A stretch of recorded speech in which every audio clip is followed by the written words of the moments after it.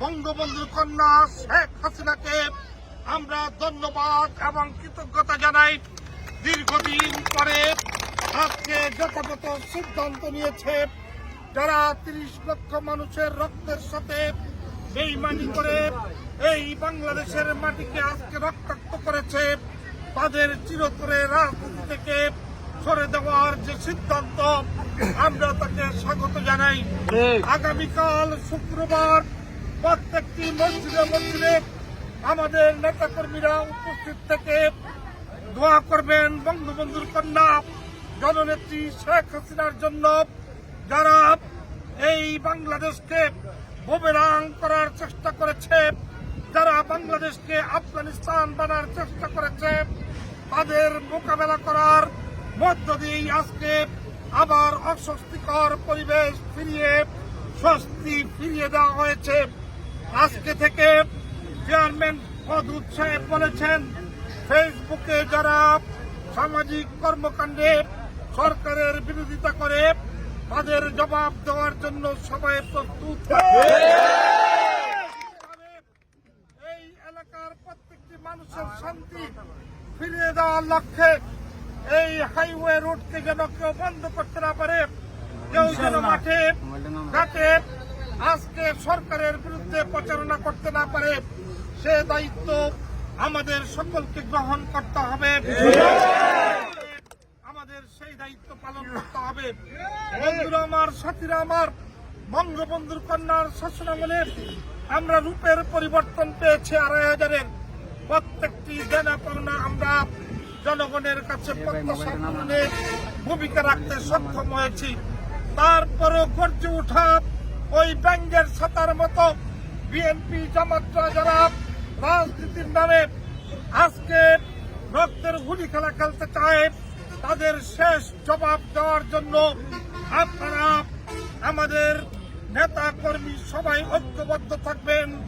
আমাদের যখনই দুঃসময় এই সাতগ্রাম আমাদের ঠিকানা হয়ে যায়, সাতগ্রামের কাছে সকল নেতা কর্মী কৃতজ্ঞ। এখানে চেয়ারম্যান, সভাপতি, সাধারণ সম্পাদক, সিনিয়র নেতৃবৃন্দ, ছাত্রলীগ, ছাত্রলীগ, যুবলীগ, স্বেচ্ছাসেবক লীগ, তরুণ লীগ, শেখ রাসেল, মহিলা আওয়ামী লীগ সহ সকল সাংগঠনিক শক্তি আমাদের এই সাতগ্রামে বারবার প্রমাণ করেছে যে কোনো ষড়যন্ত্রকে সাতগ্রাম রুখে দিতে সক্ষম হয়েছে। ২৫০০বাসী কৃতজ্ঞ এবং রাজনীতির ধারাবাহিকতায় বঙ্গবন্ধুর কন্যার পক্ষ থেকে আমি আপনাদেরকে ধন্যবাদ জানাই, কৃতজ্ঞতা জানাই। আপনারা প্রত্যেকটি বার ভূমিকা রেখে আজকের আওয়ামী লীগকে গতিশীল করেছেন। আমি একই সঙ্গে আপনাদের কাছে অনুরোধ করতে চাই, ঘরে বসে নয়, রাজপথে থেকেই তাদের জবাব দেওয়া হবে। এই ২৫০০-এর মাটিতে যদি কোনো বিএনপি জামাত মাথা উঁচু করে দাঁড়াতে চেষ্টা করে, ঘর থেকে ধরে এনে তার বিচার এবং সমুচিত জবাব দেওয়ার জন্য আমাদের প্রস্তুত থাকতে হবে। আমার কথা বাড়াবো না। আগামীকাল জাতীয়ভাবে সারা বাংলাদেশে এই শোক দিবসের র্যালি রয়েছে। ২৫০০-এ আজকে ছাত্রলীগ বিশাল র্যালি করেছেন। একইভাবে আজকে সাতগ্রাম একটি ইউনিয়ন জাতীয় পর্যায়ের কর্মসূচির সাথে একাত্মতা ঘোষণা করে যে সুন্দর র্যালি করেছেন, আমি আপনাদের ধন্যবাদ জানাই, কৃতজ্ঞতা জানাই। সকল পর্যায়ের নেতাকর্মীর কাছে আমি কৃতজ্ঞতার আবদ্ধ হয়ে ধন্যবাদ জানিয়ে এইটুকু বলবো, ইনশাল্লাহ যত ষড়যন্ত্রই হোক, বঙ্গবন্ধুর কন্যার উপর মহান রাব্বুল আলামিনের ছায়া রয়েছে। সব এই ষড়যন্ত্র লুটিয়ে যাবে। এই ষড়যন্ত্র মোকাবেলা করে বঙ্গবন্ধুর কন্যাকে আমরা গন্তব্যস্থানের শেষ জায়গায় নিয়ে ছাড়বো ইনশাআল্লাহ। আজকে সারা বাংলাদেশে আবার সূর্য উঠেছে, সারা বাংলাদেশ থেকে নতুন কথা আসছে। বঙ্গবন্ধুর কন্যাই একমাত্র আস্থা।